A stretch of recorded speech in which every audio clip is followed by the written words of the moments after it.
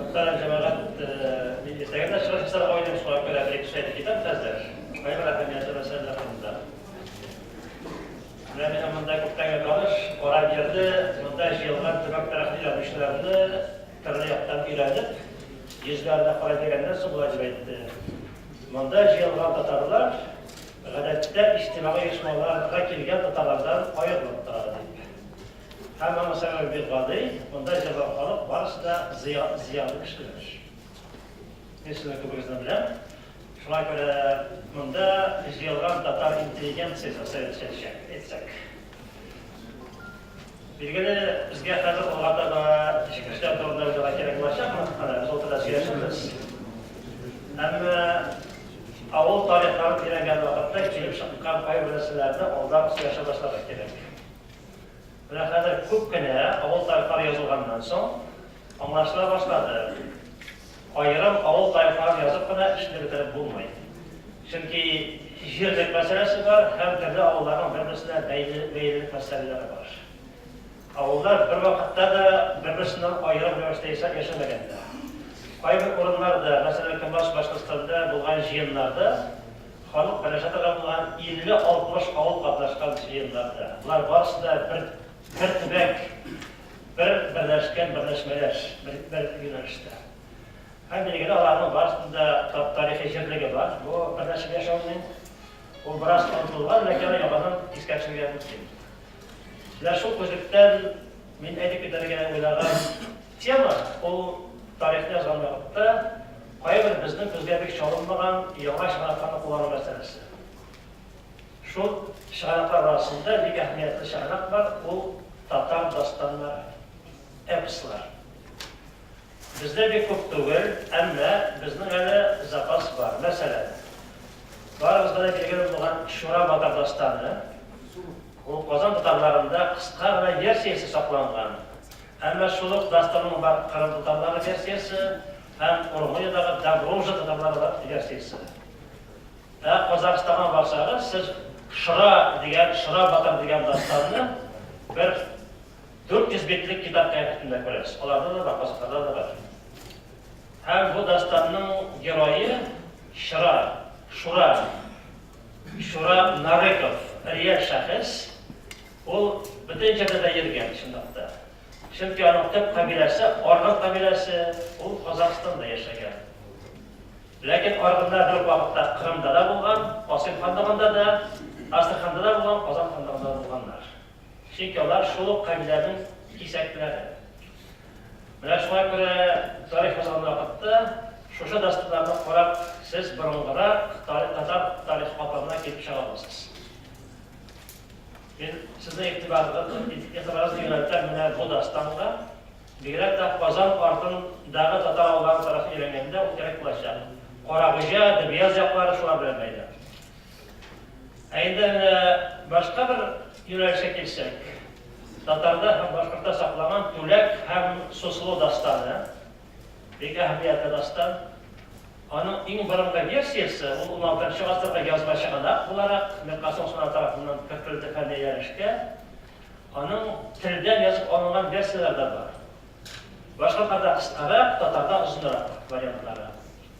Ve o Tülek hem Suslu dastanı bir ehemmiyetli, çünkü anda siz ihtibarlı okusanız o dastanı.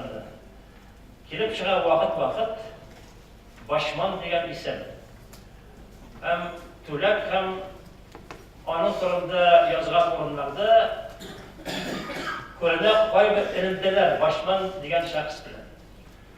Bu endi qaybirlar bilen o'tirganlar, o Mongollarga ilimin Ugar ағымында qarshilik ko'rsatgan Başman Sultan, o shunda yashagan qipchoqlarning yo'lboshchisi bo'lgan, ularning amirlari.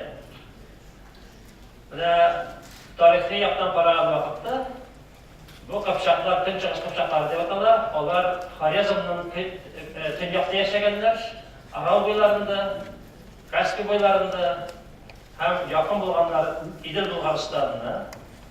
Bu Kıpçakların şunlukta netikşilip paradı. İdil'si başlıkları barısı da Tatar kabilesinde yaşamışlar.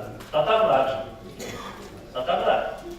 Hem sağındanlar bir kayda gitmeyenler, bunu bunlar tutarma etkenlerse gitkenler, her gün Batış Başkıstan'da.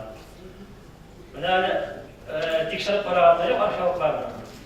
Башқұртстанда Асылкөл деген зор көл янында бар Балқан тау деген орын. Ол қазірде белгілі. Һәм анда халықтың сөйлеуі бойынша Балқан тау башында шушы шәхесләр көмілген болған. Деген легендалар бар, шондай. Біздің барып қарағанымыз жоқ.